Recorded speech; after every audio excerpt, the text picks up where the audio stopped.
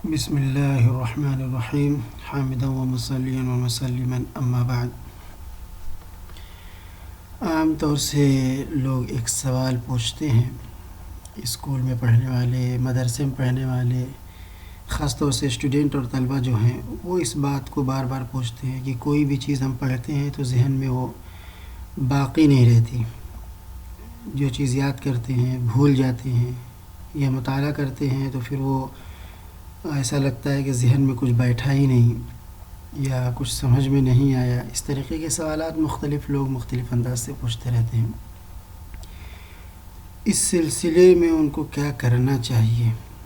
पहली बात तो ये है कि जब भी पढ़ना हो, मुताला करना हो, कुछ याद करना हो तो इस चीज़ का एहतमाम करें कि बावुज़ू पढ़ें, वज़ू कर लिया करें।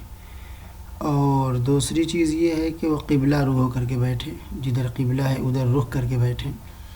बावज़ू रहेंगे, क़िबला रुख बैठेंगे तो इसका असर पड़ेगा। और तीसरी चीज़ ये है कि जब कोई चीज़ पढ़ने जाएं तो 3 मरतबा दरूद शरीफ पढ़ लें, औज़ु बिल्लाह बिस्मिल्लाह पढ़ लें, फिर अलम नशरह लका सदरक वाली जो सूरह है इसको 11 मरतबा पढ़ लें, फिर 3 मरतबा दरूद शरीफ पढ़ करके अपने सीने पर दम कर लें और रब्बी यस्सिर वला तुअस्सिर वतम्मिम बिल खैर व बिका नस्तईन या फत्ताह ये पढ़ लें। और उसके बाद अपने सीने पर दम कर लें। सीने पर दम करने के बाद जो चीज़ भी लेकर के बैठे हैं उसे गौर से पढ़ें, बिल्कुल टेंशन फ्री हो करके। और इस बात को बिल्कुल जहन में न रखें कि भूलेगा, याद होगा, ये सब बातें अपने जहन से निकाल करके खाली जहन हो करके, टेंशन फ्री हो करके वो चीज़ पढ़ें। इंशाअल्लाह अज़ीज़ इसका असर आप देखेंगे कि जो भी चीज़ आप पढ़ेंगे ज़रूरत के वक्त वो चीज़ ऑटोमेटिक आपके जहन में आ जाएगी और याददाश्त आपकी मज़बूत होती हुई महसूस होगी। तो बाअदब रहना भी ज़रूरी है और किताब वग़ैरह का अदब करना भी ज़रूरी है। बहर के बावज़ू बैठें, क़िबला रू बैठें और ये अमल करें। इंशाअल्लाह अज़ीज़ आपको ये शिकायत बहुत जल्दी दूर हो जाएगी और आप देखेंगे कि आपको चीज़ें याद होती चली जा रही हैं। वस्सलाम।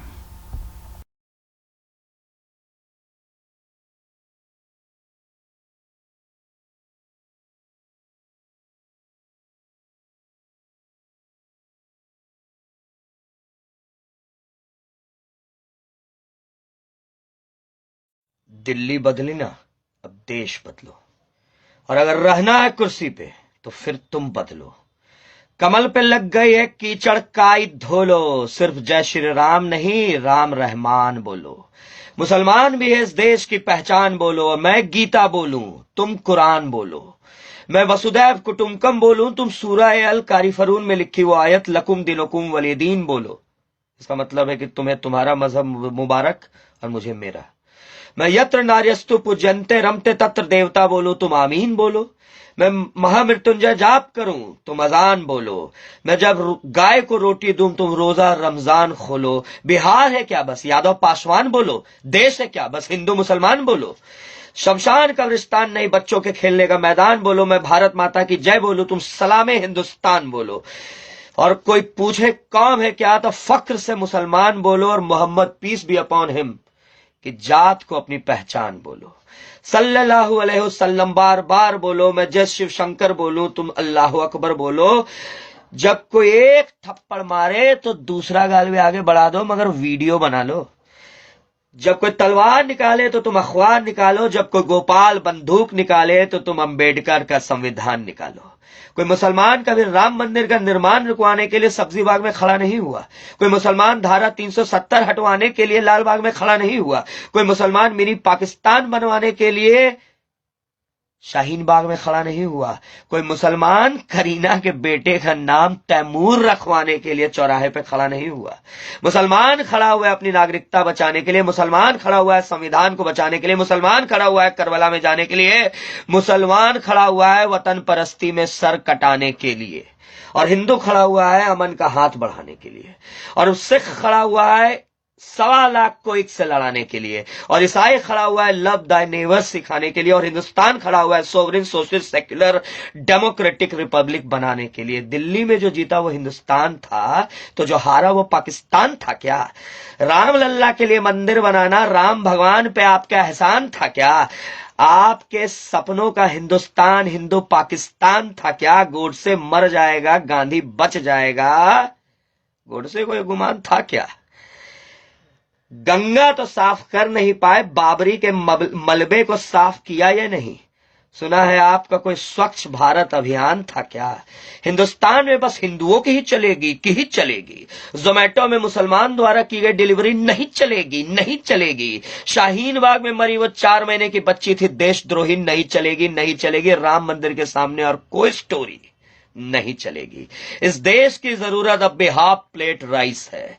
आपकी क्रोनोलॉजी आप ही के लिए कोरोना वायरस है। नोटा ही लगता है बेबी इस बार राइट चॉइस है। इस देश की मिट्टी में मिलना इस देश के मुसलमानों की मजबूरी नहीं, चॉइस है।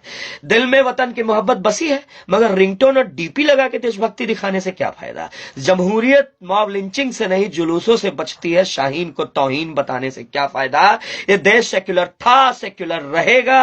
अंबेडकर को अछूत और गांधी को गद्दार बताने से क्या फायदा? इस तिरंगे के भगवे में मुसलमानों का खून भी शामिल है, इस भगवे को सिर्फ हिंदू बताने से क्या फायदा? इस्लाम तीरों कमान से नहीं दीनों ईमान से फैला, इस्लाम मार काट से नहीं ज़कात से फैला, इस्लाम कसाब से नहीं कलाम से फैला है। इस्लाम किसी फतवा बैन से नहीं अमनो चैन से फैला। इस्लाम जन्नत के हूरों को पाने का नहीं, मरने के बाद अल्लाह को मुंह दिखाने का हौसला देता है। इस्लाम दुनिया भर के दबे कुचलों को शहंशाहों के साथ खड़े होने का हौसला देता है। इस्लाम जो दिख नहीं सकता उसे बिना देखे पहचानने का हौसला देता है। इस्लाम सजदे में सर कटाने का हौसला देता है। बुर्का पहनी औरतें दैत्यों की वंशज हैं और मुसलमान सारे चंगेज खां के वंशज हैं। हिंदू सारे सावरकर के वंशज हैं। सरकार आप हिटलरों के वंशज हैं। तू शाहीन है, इकबाल ने लिखा था, तू शाहीन है परवाज कर। बकरी भी कटने से पहले मिमियाती है आवाज कर। तू मुसलमान है तो नमाज कर और जहां बेइंसाफी हो एतराज कर। यूपी में रेप करो, लड़की के बाप को गोली मारो। जीडीपी की बात, अरे जीडीपी की बात करो, ये कांग्रेस बीजेपी, आप गोली मारो। देश के गद्दार कौन है साले, किसको गोली मारो? बिहार का रिजल्ट भी देख लो, फिर अपने आप को गोली मारो। मेरा नाम अमित चौधरी है। पसंद आए तो शेयर करें, मेरे यूट्यूब चैनल को सब्सक्राइब करें। जय हिंद, फिर मिलते हैं।